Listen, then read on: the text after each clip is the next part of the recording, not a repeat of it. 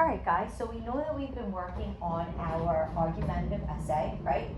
So we want to make sure that we're not just gathering evidence, but evaluating our evidence to make sure it's exactly what we need. So I have like a little learning intention and success criteria that I want to focus on today. Can one of you guys read out the learning intention? Students will evaluate their evidence in order to find their strongest piece to use in their argumentative essay. Beautiful. So we want to make sure, like I said, we're not just gathering evidence, but we're evaluating which one is the best for what we need it to be, okay? Do you want, each one of you want to read the success? 1, 2, and 3. 1. I can identify relevant evidence that directly support my argument. Good. We want to directly support our argument. 2. I can justify my selection by explaining why it is the strongest and how it strengthens my argument. Okay, good. So we want to be able to justify and explain why it's actually the strongest, right? Number 3. I can organize my evidence logically to support my main claim in the essay. Beautiful. Now, as a reminder, we're also working on the counterclaim. So we want to think about the evidence we gather. Does anyone remember why we don't want the strongest evidence in the counterclaim? Why do we not want the strongest evidence to be in our counterclaim? Because if you use a strong piece on the other side, it's going to make their side look stronger than Good. yours. So you want to make sure that when we're doing our body paragraphs, we're finding our best evidence. When we're doing our counterclaim and we're looking at the other side, you actually want to find the weakest piece of evidence so that you don't convince your reader that that side is actually better, right? So keep that in mind. So I have a peer coach video from HMH about evaluating evidence. So I'm going to pull that up just so we can get like a little bit better of an idea. So we want to make sure that when we're looking at evidence and we're evaluating, can anybody see inside that magnifying glass? What are the things that we're looking for? Kiana? Facts, quotations, statistics, and Anecdotes. expert opinion. Good.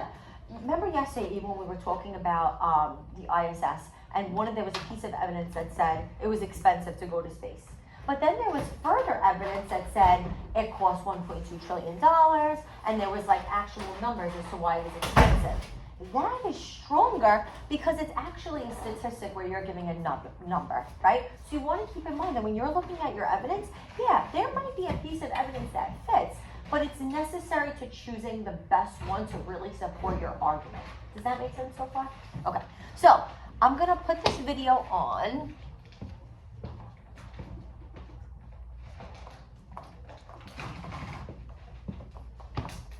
And we're going to watch it together.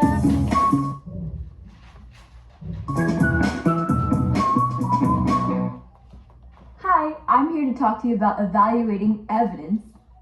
Evaluating evidence is so important when you're reading an argument because it can help you figure out what to believe. But before I get into the evaluating part, let me remind you what evidence is in the first place. In a well-written argument, evidence is what an author uses to support their claim. Examples of evidence include facts, quotations, statistics, anecdotes, and expert opinions. Your job as a reader is to decide whether the evidence is strong. That's where the evaluating comes in. When I'm evaluating evidence, I like to think of R&R. No, not rest and relaxation. Reliable and relevant. That's what strong evidence should be. When we're talking about evidence being reliable and relevant, it's important when you're looking, say for example, when you go off and you're looking at a website, you want to make sure that the evidence is actually relevant and reliable. Does anybody know why a website like Wikipedia might not be considered a reliable source, even though it is a website? Oh, all three hands. Interesting. Andrea. Because sometimes it's like really not true. And it's like you can I won't say edit it. Yeah. But something like that. Yes. So Wikipedia gives you the capability that you can go in and input your own information. That doesn't mean that everything you see on Wikipedia is technically false, but it definitely means that you should be weary and hesitant, and it doesn't mean that it's reliable. So when you're looking, and this is great for when you go off into high school, into college one day too, when you're writing essays, you need to make sure that the websites are actually reliable and it's not somebody that just made up all this information. Does that make sense? Okay, so we're gonna keep watching. To tell whether evidence is reliable, meaning trustworthy, I ask questions like, is the evidence up to date? And is the source for the evidence credible? To tell whether evidence is relevant or closely connected to the argument, I start by asking how it supports the claim. She makes a really valuable point too, because sometimes when people gather evidence, they might say, how is it expensive? And somebody might pull out a piece of evidence that talks about the dangers of outer space travel, right? Even though it's a solid piece of evidence as to why people shouldn't go to space, is that actually supporting the reasoning of the claim of it being expensive? If we're talking about the dangers of radiation, is that actually supporting that it's expensive? No. Even though it's great text evidence, it's not relevant to what we're talking about when we're talking about something costing a lot of money. So keep that in mind too. Sometimes, and I saw going around the room, there's great evidence, but it's not really necessary to what we're talking about currently. Keep that in mind. Sometimes what seems like a good fact on the surface doesn't actually relate to the argument if you examine it. Let's look at some examples from a real argument and decide whether they are reliable and relevant. Recently, there was a debate where I live about whether the city should invest in building a skate park downtown. Some people loved this idea, but some people didn't. Each side tried to persuade the other. I'm going to show you two quotes from different people in that debate. These quotes both support the claim that the city should invest in building a skate park. Let's see if these quotes are reliable. Here's the first one. Last year, researchers at the University of Southern California conducted a study that showed many health benefits from skateboarding, including improved physical and mental health, and even increased success in school. The second quote is, "My cousin has been skateboarding since he was 9. He says that skateboarding helps him to not only push himself, but also to relax and unwind." In this case, the first person cited a recent scientific study from researchers at a major university, while the second person related the personal experience of someone he knows. Even though it might be true that the author's cousin feels that skateboarding has helped him, we don't really know that for sure. So, in this case, the first quote is a more reliable piece of evidence. Now, So listen to what she said. Why is this more reliable when it says last year researchers at the University of Southern California conducted a study versus my cousin's been skateboarding and he says it's really great. Why is one reliable and one doesn't seem as reliable? Eric? Because for his cousin, that's only one person, but researchers show Yeah. are a lot of people. Right. This is like an actual study that was conducted rather than just like one kid's personal opinion, right? Great job. Now, let's look at two more quotes, this time to see how relevant they are. These quotes both support the claim that the city should not invest in building a skate park. First, several downtown businesses have closed in the past year already. The last thing the city needs is more skateboarders hanging around where already struggling businesses are fighting to draw customers.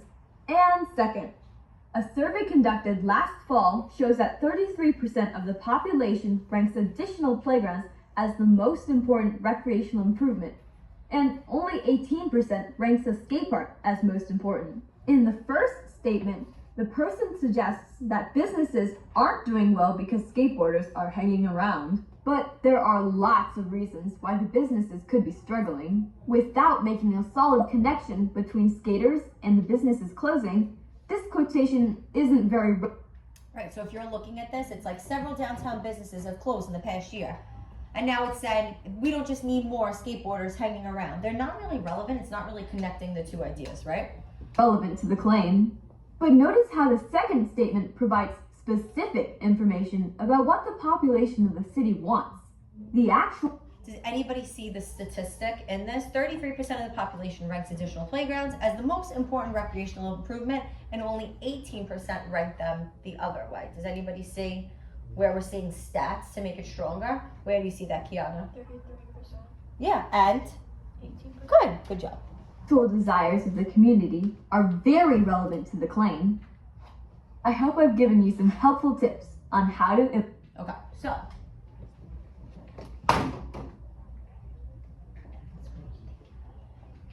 So now I think we have a little bit of a better understanding of the difference between something being reliable versus relevant. Could anybody explain to me, like, what does it mean when your evidence is actually relevant? Like it's current and it's like up to date. Okay, current, up to date, it's relevant to what you're actually talking about. Do you want to add on? It's like when it's related to your claim. Okay, it's actually related to the claim. Exactly, it's relevant to what you're speaking on. What does it mean when something's reliable? Like trustworthy. Yeah, trustworthy. Great job. Excellent. I love that wording too. So now what we're gonna do is we're gonna look at our evidence, and we just want to take time to evaluate to make sure that it's actually reliable. So I'll give you guys a minute. And you have your draft worksheet open.